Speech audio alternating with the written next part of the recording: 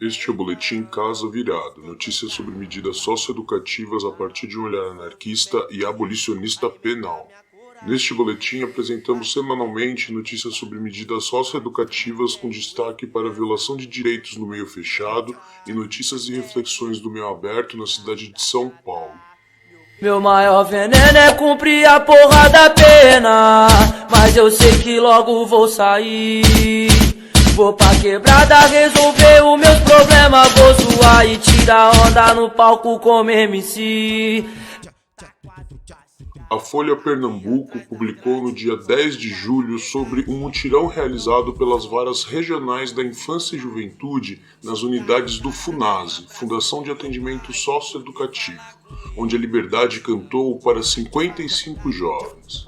29 saíram da Casa de Semiliberdade de Olinda e os outros 19 do CASE Senip de Arco Verde, no sertão do estado de Pernambuco. Voltamos aqui com atualizações do que estamos falando nas últimas semanas, da decisão do Supremo Tribunal Federal de dar a liberdade a jovens que estão em unidades de internação que estejam com lotação acima dos 119% nos estados do Rio de Janeiro, Bahia, Ceará e Pernambuco. No Ceará, o G1, em 11 de julho, disse que 40 jovens devem receber progressão de medida, passar a cumprir a medida em liberdade ou cumprir a chamada internação domiciliar. No estado, a situação mais tensa é no Centro Educacional São Francisco, cuja capacidade é de 60, mas recebem 105. Taxa de ocupação de 175%. Em seguida, vem os centros educacionais São Miguel e Patativa de Assaré, com taxas de ocupação de 148,3% e 146,7%. Dos 10 centros socioeducativos localizados em Fortaleza, 8 estão superlotados. E no Rio Grande do Sul, a expectativa é que esse habeas corpus coletivo seja estendido para o sul do Brasil.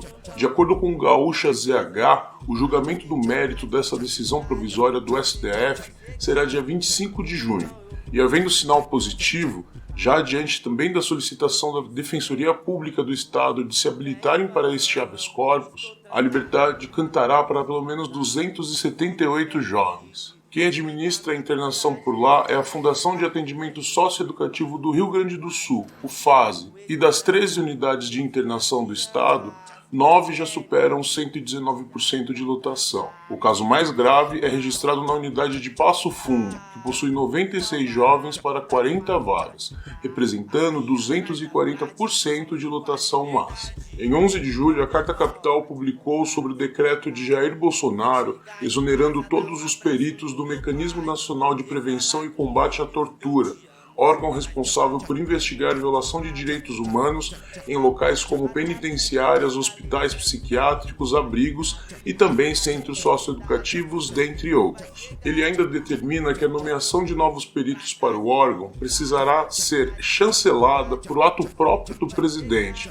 e que esses novos membros não irão receber salários. Além disso, o ato de Bolsonaro ainda proíbe que os novos peritos tenham qualquer vínculo a redes e entidades da sociedade civil e a instituições de ensino e pesquisa, dentre outros. Vale lembrar que o mecanismo tem tido um papel importante de denúncia nas internações das medidas socioeducativas e que neste ano a ministra Damares já havia barrado a ida deste pessoal para cadeias do Ceará. Bolsonaro segue passando pano para torturador. O Folha Vitória publicou no dia 12 de julho sobre uma fuga que aconteceu na unidade de internação metropolitana Unimetro, localizado na área do complexo penitenciário do Xuri, em Vila Velha, Espírito Santo. 9 jovens pularam os muros na troca de plantões, depois que terem acesso à chave das grades através de um cabo de vassoura. E torcemos aqui que todas as trocas de plantões de unidades de internação do Espírito Santo e do Brasil continuem assim.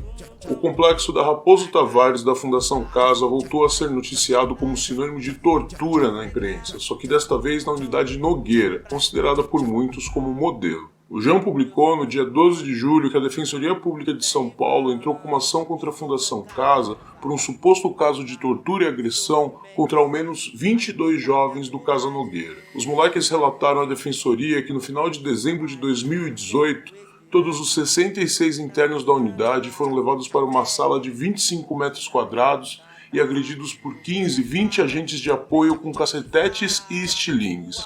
Alguns jovens foram encaminhados para hospitais e seus familiares não foram informados. 5 coordenadores de equipe foram afastados de contatos com os adolescentes. 5 jovens foram transferidos para outras unidades e 4 foram desinternados. Não é a primeira vez e nem vai ser a última denúncia contra unidades da Fundação Casa da Raposo Tavares. Vale dar um Google e ver o histórico de sangue desse inferno.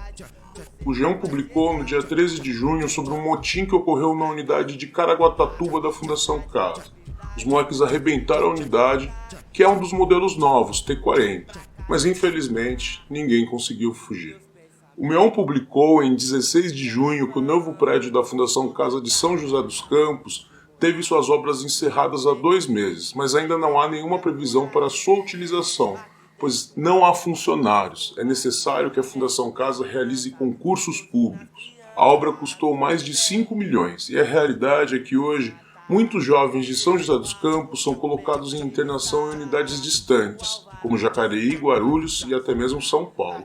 O Dia publicou em 13 de junho sobre a determinação da Justiça em fechar a unidade de Bangu do Degás, o educandário Santo Expedito. Esta ação se baseia no SINASE, acerca da proibição de se ter uma unidade de medida socioeducativa junto a estabelecimentos penais. O Santo Expedito foi construído num terreno doado pelo sistema penitenciário, onde antes funcionava a Casa de Custódia Muniz Sodré.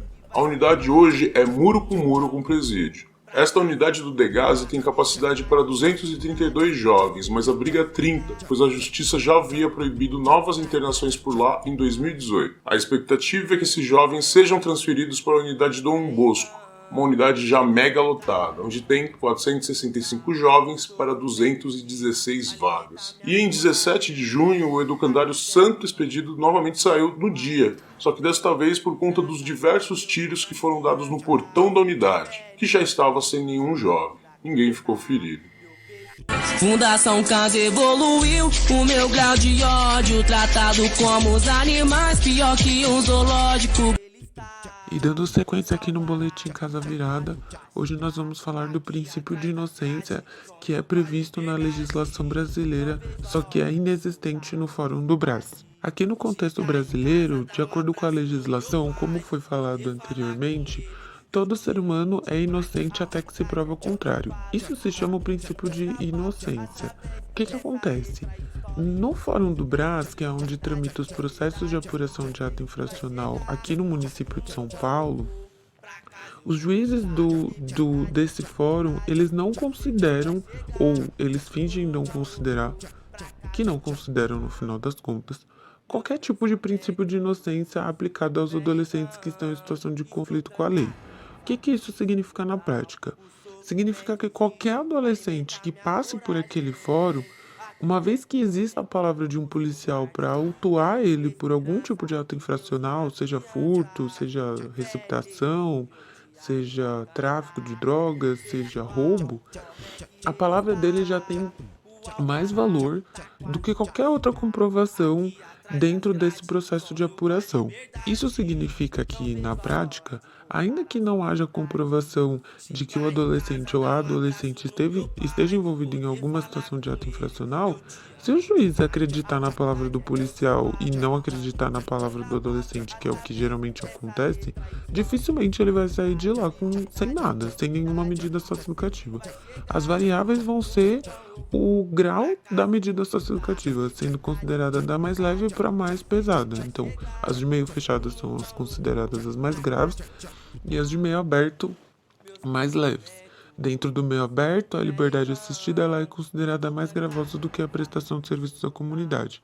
Fato é que, independente da situação, ainda que não haja comprovação de fato que aquele jovem ou aquela jovem estava envolvida na situação de ato infracional, dificilmente ela vai sair sem nenhum tipo de punição dentro daquele fórum, o que viola completamente o princípio de inocência que tem na legislação brasileira. Então, em mais uma esfera da vida, da juventude, o judiciário vem reproduzindo uma lógica de extrema punição, de extremo controle dessa juventude periférica, mesmo que não hajam elementos que comprovem a autoria do ato infracional, ou seja, que não comprove que de fato aquele adolescente ou aquela adolescente estava envolvido naquela situação, e que, portanto, muitas vezes existem diversos adolescentes que cumprem algum tipo de medida socioeducativa sem estar envolvido diretamente naquele ato infracional, naquela situação.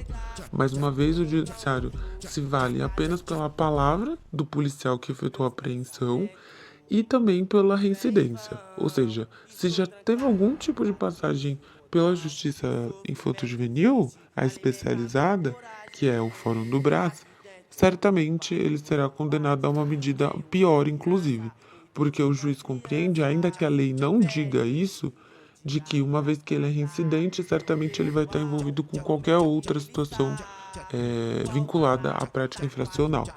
Então, é um absurdo completo, né, o judiciário assumirem posturas como essa, porque ele fere diretamente, então, dois princípios da legislação brasileira. O primeiro, que é o princípio de inocência, né, e o segundo é que dentro do Estatuto da Criança e do Adolescente e do SINASE, o Sistema Nacional de Atendimento Socioeducativo, a prática a reincidência, na verdade, não significa necessariamente de que o adolescente deva ser punido mais uma vez por algum outro tipo de medida socioeducativa.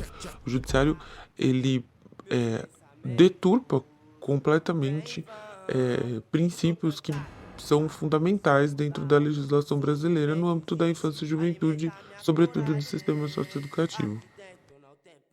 Sou candidato a estar na Cracolândia com a pele marcada pelo selo de qualidade da Fundação Casa. E essa foi a 24ª edição do Boletim Casa Virada. Lembramos que aqui só falamos sobre notícias do meio fechado e notícias e reflexões do meio aberto a partir de uma visão de uma trabalhadora. Agora, imagina quanta coisa acontece e a gente nem sabe e a gente nem pode falar. Para download no Mediafire, Megafono, disponível no YouTube, Facebook e nos aplicativos de podcast. Acesse ao Casa Virada no desobediênciasonora.milharal.org.